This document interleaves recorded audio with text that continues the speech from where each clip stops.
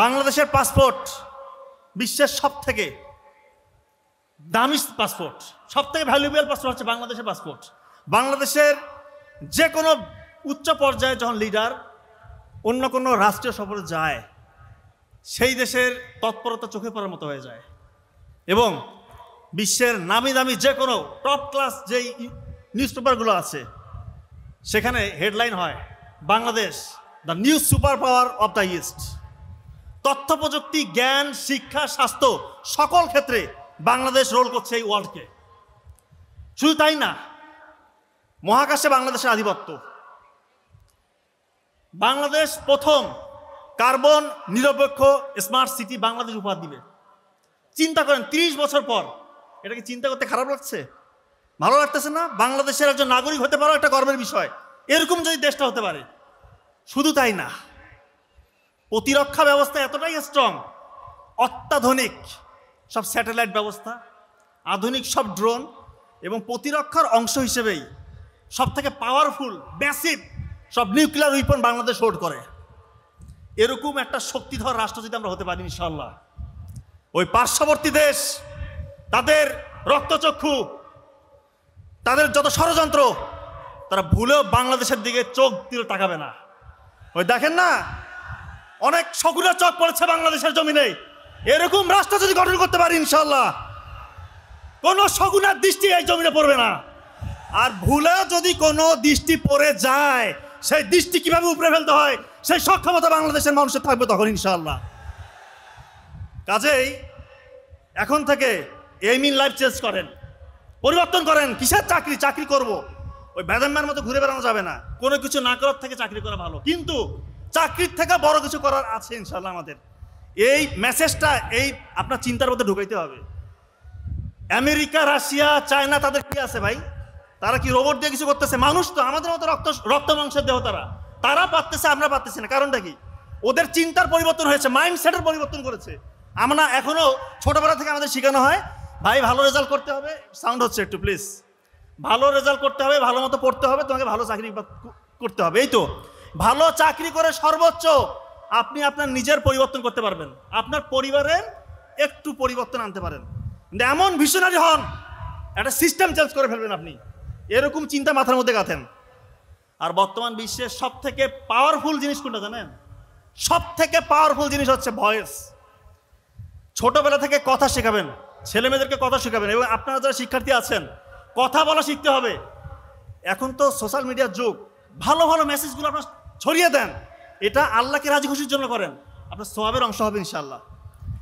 আপনার ভয়েসে, আপনার কথার বদলতে যদি লক্ষ লক্ষ যুবক যুবতী, পথহারা, দিশাহারা, তরুণ তরুণী পথ খুঁজে পায়, এটা আপনি জানেন কত নাজাদের ওসিলা। আর আপনি খুঁজতেন শুধু চাকরি করবেন, 40-50 হাজার টাকা বেতনে চাকরি করে নিজের একটু স্ট্যাটাস বদলাবেন। এইটা আমাদের এইম ইন লাইফ হওয়া উচিত নয়। একটু মাইন্ডসেটের মধ্যে পরিবর্তন আনতে হবে।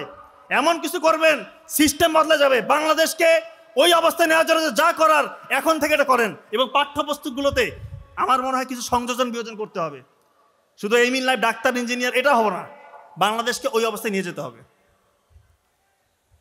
একজন মানুষ ধ্বংস হয় অনিবার্য কারণে, সে তার পতন হবেই, তার সামাজিক মর্যাদা তার হেয় হবেই যদি সে 3টা কাজ করে।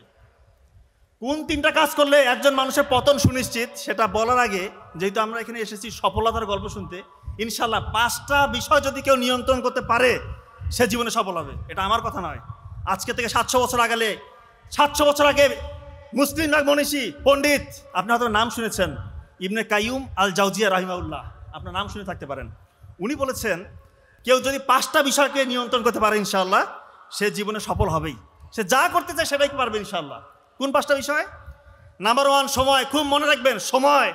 2 নাম্বার ঘুম, 3 নাম্বার খাদ্য, 3 নাম্বার বাক্য, 4 নাম্বার বাক্য, 5 নাম্বার কৃতজ্ঞতা। উনি বলেছেন নাম্বার 1 সময়। যার সময়ের মূল্য নাই তার কাছে তার জীবনেরও কোনো মূল্য নাই। এবং সময়ের জ্ঞান আপনার কতটুকু আছে উনি বলতেছেন সেটা বোঝা যাবে আপনি কতটা ভোরবেলা, কতটা সকালে আপনি ঘুম থেকে উঠতেছেন। যে যত সকালে ঘুম থেকে উঠতেছেন উনি বলতেন সে তত আগায় গেল, তার সময়ের সেন্স তত বেশি, এবং সে জীবনে ইনশাআল্লাহ সফল হবেই। আপনারা তো স্টিভ জবসের নাম শুনেছেন। উনি বলেছে সকালের যে নিরিবিলি ওয়েদার, এটাকে উনি বলতেছেন যে ক্রিয়েটিভ উইন্ডো। এবং উনি একটা খুব চমৎকার কথা বলেছেন, স্টিভ জবস, আজকের সকালটা যদি আপনার জীবনের শেষ সকাল হয়, আপনি কি এভাবে কাটাতেন? যেভাবে কাটাতেন সেভাবে কাটান, আজকের সকালটাকে ধরে নেন আপনার জীবনের শেষ সকাল। খুব চমৎকার কথা।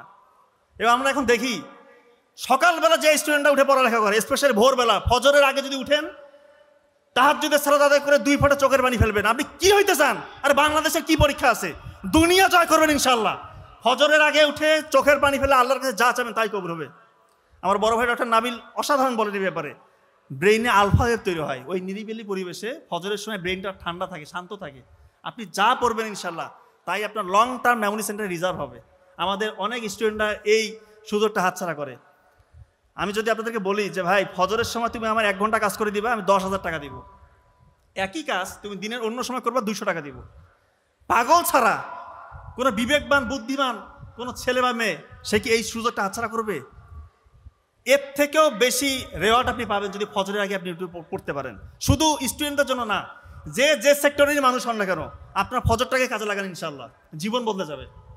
এবং রাসূলুল্লাহ সাল্লাল্লাহু আলাইহি ওয়াসাল্লামের স্পষ্ট হাদিস আছে, আল্লাহ তাআলার কাছে উনি দোয়া করতেছেন, ফজরের সময় আমার যে উম্মতরা কাজ করে, আল্লাহ তুমি সেই কাজে বরকত দাও। রাসূলুল্লাহ সাল্লাল্লাহু আলাইহি ওয়াসাল্লামের দোয়া কি কখনো বিফলে যাওয়ার চান্স আছে? আপনি আজকে থেকে ফজরে উঠে পড়া শুরু করেন, আপনার জীবন বদলে যাবে। আমি চ্যালেঞ্জ দিয়ে যাচ্ছি, আপনি ফজরে পড়েন, এরপরে যদি সফল না হন আমাকে এসে বললেন যে আপনি তো বলেছিলেন, কাজ তো হইল না। নিশ্চিত কাজ হবে। আপনি যে স্টেজে আছেন তার থেকে ইনশাআল্লাহ অনেক উপরে চলে যাবেন আপনি। এবং ভোরবেলার এই ফজরের এই সকালবেলার যে গুরুত্ব, এইটা নিয়ে চমৎকার একটা বই আছে, আপনার হয়তো নাম শুনেছেন, দ্য মিরাকেল মর্নিং। অনেক হয়তো নাম শুনে থাকতে পারেন, দ্য মিরাকেল মর্নিং। রাইটার হল এলরোড, তার জীবনের গল্প, উনি তার নিজের জীবনের গল্প এখানে বলেছেন। উনি অল্প সময় অনেক ফেম, টাকা পয়সা কামিয়েছিলেন। এরপরে একটা সড়ক দুর্ঘটনায় ওনার জীবনে একটা দুর্বিষহ অবস্থা চলে আসে। কেউ বলে না যে উনি উঠে দাঁড়াতে পারবে, সুস্থ হইতে পারবে, কেউ বলে না। সব জায়গায় দাঁড়িয়ে দাঁড়িয়ে ঘুচে কি করলে পরে আমি আগের মতো আমার যে আল্লাহ তাআলা যে বরকতগুলো দিয়েছিল সেটা আমি আবার ফিরে পাবো। এক জায়গায় গেলেন, খুব শুভাকাঙ্ক্ষী, উনি বলতেছেন তুমি ফজরে উঠো, উঠে এই কাজগুলো করো, মানে সকালবেলা উঠতে বলেছেন। তা উনি বলেছেন ওনার নিজের জীবনের গল্প থেকে নেওয়া, 6টা কাজ করতে বলেছেন সকালে উঠে। এই 6টা কাজ যদি কেউ করে সে নিশ্চিত সফল।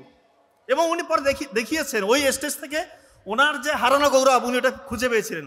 ওই 6টা কাজ কি? উনি 6টা কাজকে সংক্ষেপে বলেছিলেন সেভার্স ল, SAVERS, সেভার্স। এসতে হচ্ছে সকালে উঠে বলতেছেন, এসতে সাইলেন্স, নীরব থাকতে হবে, একটু ধ্যান করতে হবে। তা আমরা যেহেতু আমরা মুসলিম, আমরা ধ্যানটা কীভাবে করবো? রাসূলুল্লাহ সাল্লাল্লাহু আলাইহি ওয়াসাল্লাম আমাদেরকে শিখিয়ে দিয়েছেন।